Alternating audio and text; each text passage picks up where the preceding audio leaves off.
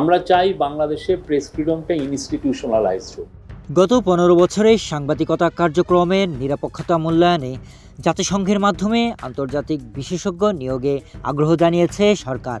সম্প্রচার সাংবাদিকদের সংগঠন ব্রডকাস্ট জার্নালিস্ট সেন্টার বিজেসি আয়োজিত এক আলোচনায় এ তথ্য জানান উপদেষ্টার প্রেস সচিব শফিকুল আলম। এখন আপনি গত ১৫ বছরের যে জার্নালিজম সেটা নিয়ে কিন্তু আমরা কোনো আলাপই করছি না। রাজধানীর ডেইলি স্টার ভবনে আয়োজিত গণমাধ্যম সংস্কার প্রতিবেদন পর্যালোচনা সভায় সম্প্রচার সাংবাদিকদের আর্থিক নিরাপত্তা, আলাদা বেতন কাঠামো এবং কমিশন গঠনের দাবিকে গুরুত্ব দেওয়া হয়। একটা কমিটিও করে দেওয়া হয়েছে, ইউএনেরও আমরা হেল্প চাচ্ছি কিছু কিছু বিষয়ে।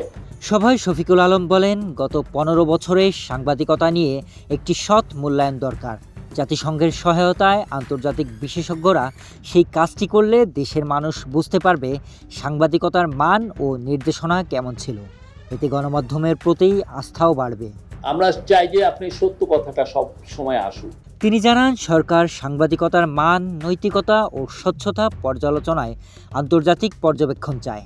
এতে করে গণতান্ত্রিক ও জবাবদিহিমূলক গণমাধ্যম গঠনের পথ প্রশস্ত হবে বলেও আশা প্রকাশ করেন। আমরা মনে করি বাংলাদেশের জার্নালিজমটা আরও বেটার হওয়া উচিত।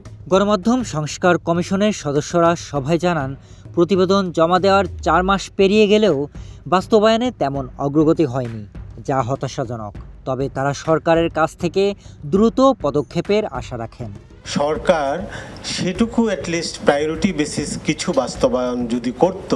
বিজেসি সভাপতি রেজানুল হক রাজা বলেন, ১৫ দফা সুপারিশের মধ্যে অন্তত কিছু অংশ নিয়েও যদি কাজ শুরু হয় তবেই তা হবে ইতিবাচক পদক্ষেপ। এই ১৫ দফা সুপারিশের মধ্যে ২-৩টা দফা নিয়েও যদি কাজ শুরু হয়। সিনিয়র সাংবাদিক খায়রুল আনোয়ার জানান, মার্চে জমা দেওয়ার সুপারিশ বাস্তবায়নে প্রথম পর্যালোচনা কমিটি গঠিত হয়েছে জুনে, তাও আংশিক বিষয়ে।